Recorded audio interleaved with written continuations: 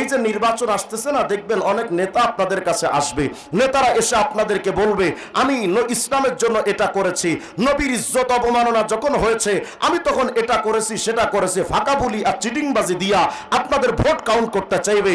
নেতারা যখন এসে ইসলামের কথা বলতে আসবে যে আমি ইসলামের প্রেমিক, তখন সাথে সাথে নেতাকে প্রশ্ন করবেন 54টা বছর চলে গেল আমার বাংলাদেশ থেকে, আজ পর্যন্ত আমার বাংলাদেশে মুজিবকে অপমান করলে তার ব্যাপারে বিচার আছে, আইন আছে। জিয়ার অপমানে এই বাংলাদেশে আইন করা আছে, আজ পর্যন্ত কোন সরকার নবীর ইজ্জত হেফাজতের আইন করতে পারলো না।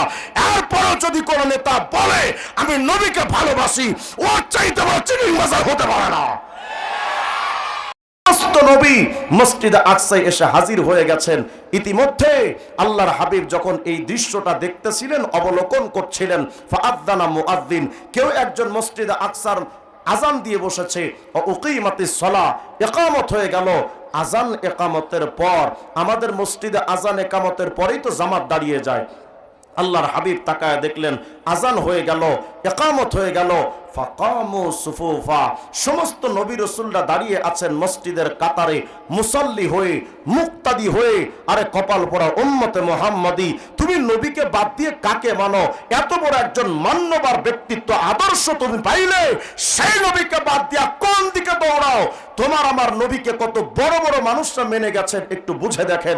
আল্লাহর হাবিব তাকালেন, সমস্ত মসজিদে আজান হয়ে গেছে, ইকামত হয়ে গেছে, কাতার বন্দী হয়ে সবাই দাঁড়ানো, আদম দাঁড়ানো, ইব্রাহিম দাঁড়ানো, ঈসা, মুসা, ইউসুফ, ইউনুস, সমস্ত নবীরা দাঁড়িয়ে আছেন মসজিদে কাতারে কাতারে, সবাই সারিবদ্ধভাবে দাঁড়ানো। কিন্তু ইয়ান্তাজিরুনা মা ইয়াউম্মুহুম, সবাই আজকে অপেক্ষমান আছেন, অপেক্ষায় আছেন। আরে এত বড় দামি জামাত, যেই জামাতের মুসল্লি নবীরা, রাসূলরা, ফেরেশতারা, আরে এত বড় দামি জামাতে আজকে ইমামতি করবে কে? সবাই দাঁড়িয়ে আছেন, পিনপতন, নীরবতা, নিস্তব্ধতার আধার, ইমামতির মুসাল্লা খালি, কেউ সামনে এগিয়ে যায় না।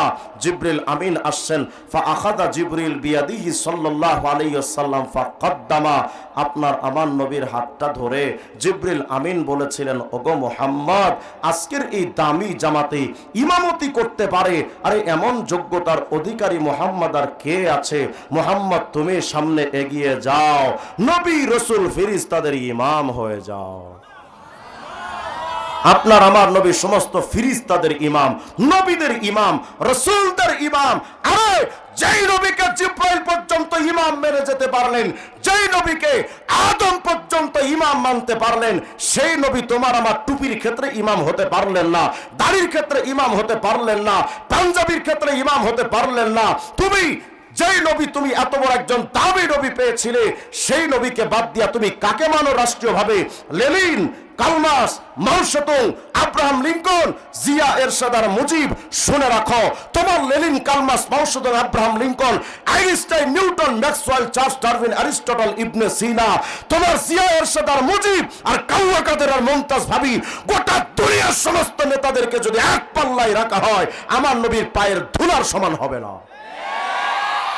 যদি তাই হয়, তুমি যদি নিজেকে দাবি করতে পারো তুমি অমুক দেশের চামচা, তমুক দেশের চামচা, লাল কুত্তার আমেরিকার চামচা, গরুর মুখ খাওয়া ইন্ডিয়ার মোদির চামচা, তা আমি গর্ব করে বলতে পারি আমি মদিনাওয়ালা মুহাম্মদের চামচা। কিন্তু আফসোসের সাথে আজকে বলতে হয়, মুসলমানদের কণ্ঠ থেকে আজকে আওয়াজ ভেসে আসে কি?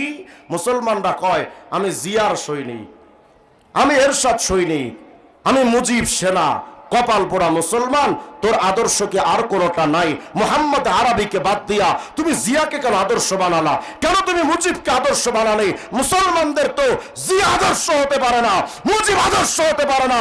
মুসলমানদের একমাত্র আদর্শ মুহাম্মদ রাসূলুল্লাহ। সেই নবীকে বাদ দিয়ে কোন দিকে দৌড়াচ্ছ? যুব সমাজের দিকে তাকাইলে, এদের চুলের কাটিং এর দিকে যখন তাকায় তো দেখা যায় এরা চুল নবীজির মতো কাটে না, তারা চুল কাটে মেসির মতো, নেইমারের মতো, অমুক তমুক নায়ক নায়িকাদের মতো, পোশাক পরেছে নায়কদের মতো। পোশাকরা ছেঁড়া কাপড় পরে নায়করা, যুবকরাও সেই ছেঁড়া কাপড় পরছে।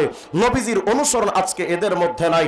শোনো উম্মতে মুহাম্মাদি, আফসোসের সাথে তো এটাও বলতে হয়, আমাদের বাংলাদেশে আমাদেরকে যদি দাবি করা হয়, জিজ্ঞেস করা হয় তোমার নবীকে, আমরা সবাই বুক ফুলিয়ে বলে দিই আমাদের নবী মুহাম্মদ, নবীর জন্য আমরা জীবন দিতে পারি। এই যে নির্বাচন আসতেছে না, দেখবেন অনেক নেতা আপনাদের কাছে আসবে, নেতারা এসে আপনাদেরকে বলবে আমি ইসলামের জন্য এটা করেছি, নবীর ইজ্জত অবমাননা যখন হয়েছে আমি তখন এটা করেছি সেটা করেছি, ফাঁকা বলি আর চিটিংবাজি দিয়া আপনাদের ভোট কাউন্ট করতে চাইবে। নেতারা যখন এসে ইসলামের কথা বলতে আসবে যে আমি ইসলামের প্রেমিক, তখন সাথে সাথে নেতাকে প্রশ্ন করবেন 54টা বছর চলে গেল আমার বাংলাদেশ থেকে, আজ পর্যন্ত আমার বাংলাদেশে মুজিবকে অপমান করলে তার ব্যাপারে বিচার আছে, আইন আছে। জিয়ার অপমানে এই বাংলাদেশে আইন করা আছে, আজ পর্যন্ত কোন সরকার নবীর ইজ্জত হেফাজতের আইন করতে পারলো না। এরপরও যদি কোন নেতা বলে আমি নবীকে ভালোবাসি, ওর চাইতে বড় চিটিংবাজ হতে পারে না।